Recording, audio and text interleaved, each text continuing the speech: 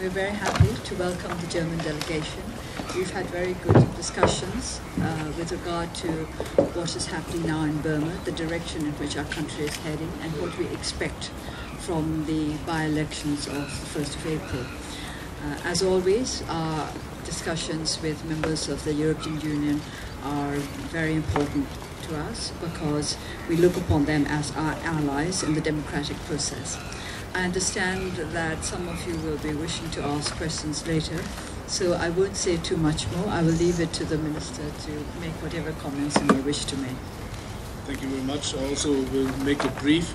We've had a very interesting discussion about the situation in Myanmar, about the progress of reforms and what is useful and needful to come to a real democracy.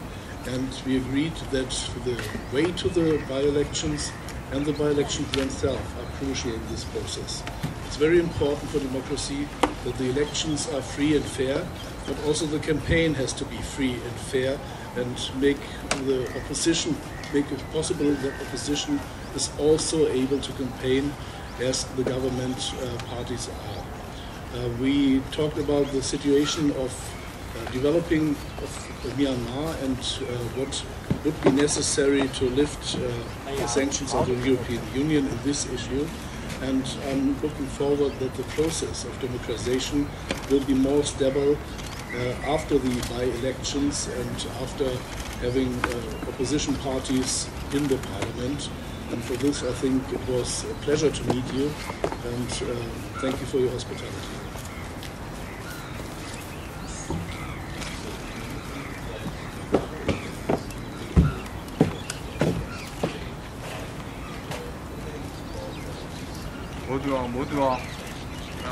No, I do not think so. I agree with those who think that the question of whether or not sanctions are lifted should be left until after the by-elections.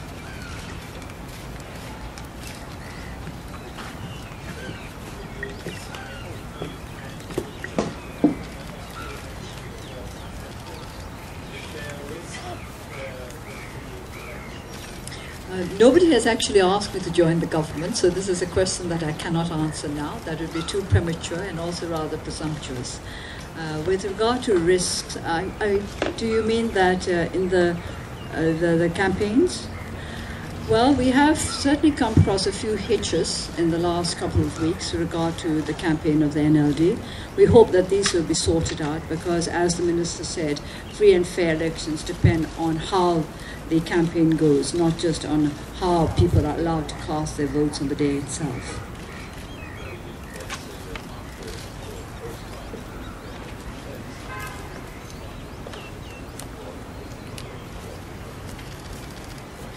I think that if the run-up to the elections is perfectly free and fair and the voting is free and fair, then it certainly will be time for the European Union to start thinking of lifting some of the sanctions. Oh, we expect Germany to support our democratic process to the hilt. And if I may add to the sanctions, if they are lifted, it should be step by step with the process of democratization.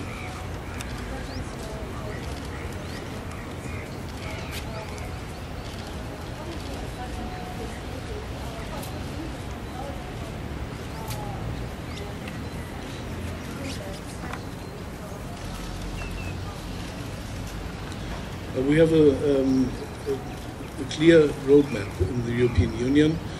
Firstly, we need fair and free democratic elections, also with a campaign in front of these elections.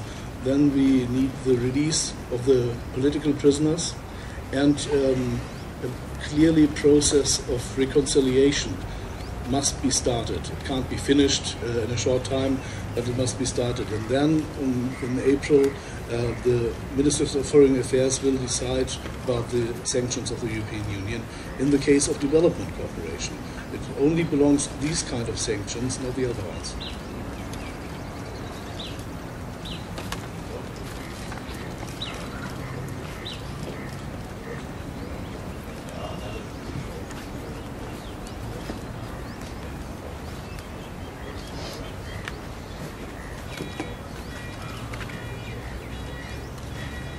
Well, let us put it as concerns rather than fears, because we are concerned that the people should not be intimidated in any way. And we are concerned that there should be no process of the campaign that might be seen as bribery. I don't think there should be a buying of votes or the intimidation of voters. We want a clean campaign. I think in most democracies it is well understood what a clean campaign is, but perhaps in a country like Burma that has been rather distant from democracy for 50 years or so, where there are people who don't quite understand what kind of practices are acceptable and what kind of practices are not. Learning democracy is a long way, but the possibility to stay here together 1 year ago, nobody could imagine. Well, yes, you're here. 1 year ago, I don't think you could come here. How do you account for the government policy? I think how sustainable it is, we will learn only over the next few months, and I think we all have to work towards it. Things don't just become sustainable. We have to work to make them sustainable. Why the change has come about, I think it largely has a lot to do with the fact that the country was in a very poor situation economically, and also with regard to our internal unity. And I think the president was a man who wished for reform.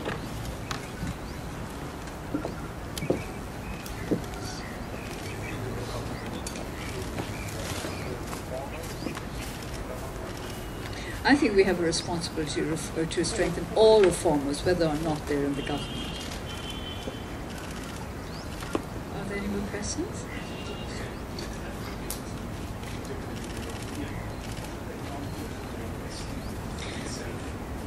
Well, if you want to know whether your investments are safe or not, well, first of all, you've got to make sure that there are good investment laws in this country.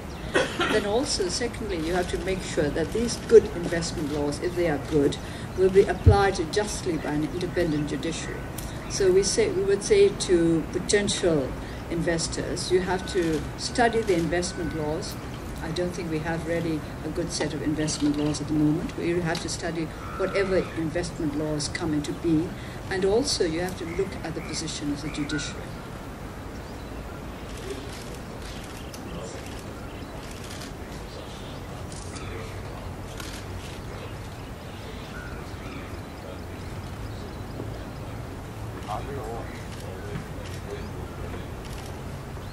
Well, I'd like to travel soon, as soon as possible, and once I'm in Europe, I would very much like to visit Germany as well, because we have many friends there. We've been helped greatly by our German friends over the last couple of decades.